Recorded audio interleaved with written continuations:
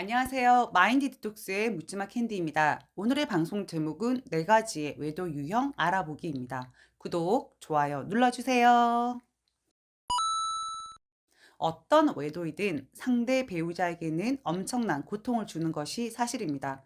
외도는 이유 불문, 유형 불문, 상대 배우자의 신뢰에 대한 배신 행위이자 범죄 행위이고 정서적인 살인 행위라고 생각을 합니다. 유책 배우자들이 자신의 배우자가 외도를 하고 나서 겪게 되는 온갖 정신적인 고통과 트라우마들을 직접 경험을 해 봐야지만 우리들이 느끼는 감정들을 아주 조금이나마 이해할 수 있을 거라고 생각합니다. 물론 자신의 배우자가 먼저 외도를 하고 나서 그 이후에 자신도 상간녀가 된 경우들도 적지는 않습니다.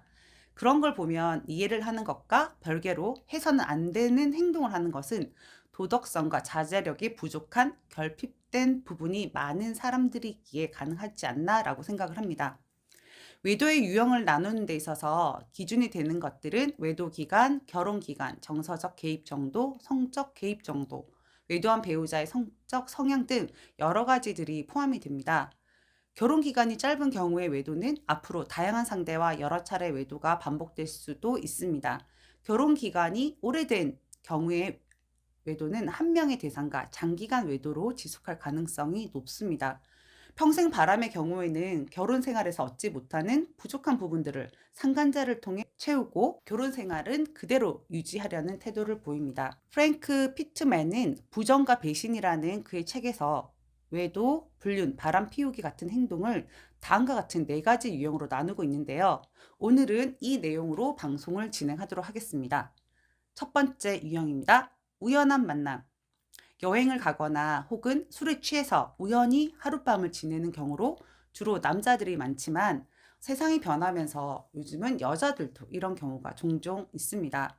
배우자가 임신했을 때 남자들이 외도를 하는 경우도 해당합니다. 때로는 한 번의 만남이 그 다음으로 이어져서 장기 외도로 발전되기도 합니다. 처음에는 가슴 설레기도 하지만 점점 부담이 되고 죄책감이 생기게 되는데요.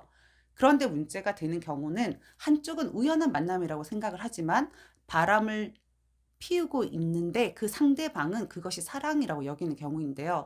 이런 경우 외도 상대방이 배우자에게 알리겠다고 협박을 하면서 갈등이 깊어지고 자폭까지도 하기도 합니다.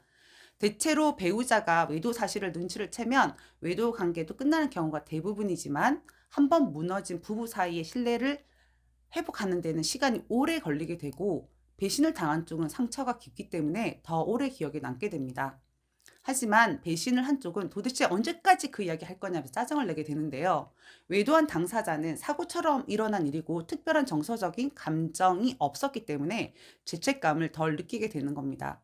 실제로 사고처럼 발생한 외도의 경우 상담을 하게 되면 이런 경우 굉장히 많이 있습니다. 두 번째, 습관적 바람 피우기.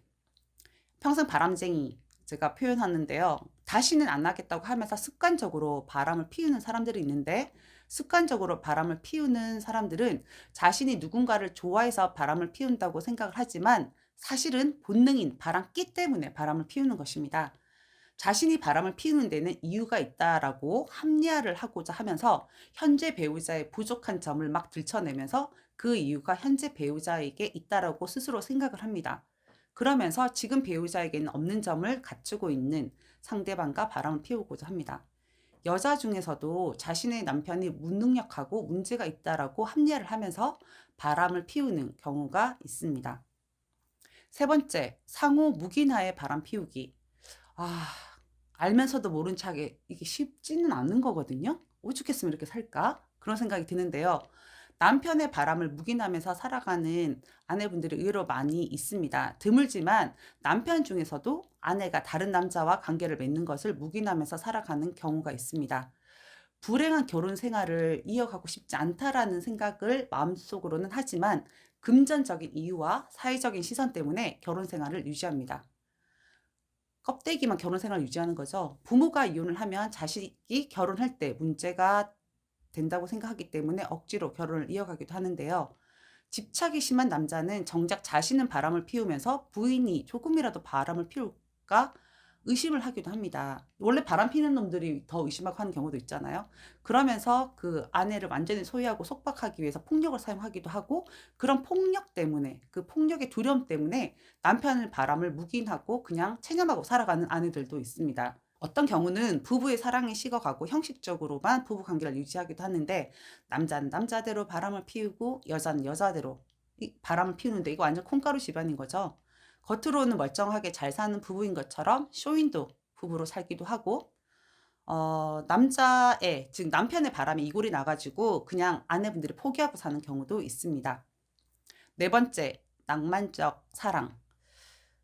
그냥 불륜인데 외도인데 낭만적이라는 단어 그리고 사랑이 들어가니까 좀 불편하네요. 현재 본인이 불행하다고 생각을 하면서 인생이 꼬인 이유가 결혼을 잘못해서라고 생각을 합니다. 바람을 피는 입장에서는 낭만적인 사랑인데, 불륜 상대방은 만약에 우연한 만남이거나 습관적으로 바람 피우는 유형인 경우에는 불륜 관계 내에서도 갈등이 발생하게 되거든요.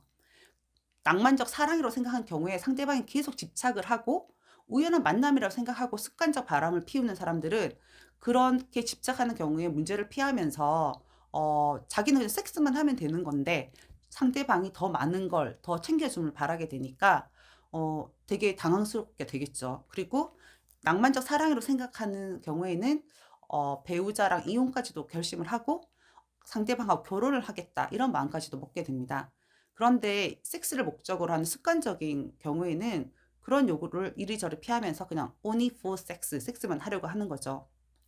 근데 문제가 되는 게 뭐냐면, 서로가 낭만적 사랑을 한다라고 생각하고 그걸 목적으로 하는 경우에 외도를 하는 남녀 둘이 만나는 경우에는 우리가 말하는 지독한 불륜이 되는 것입니다.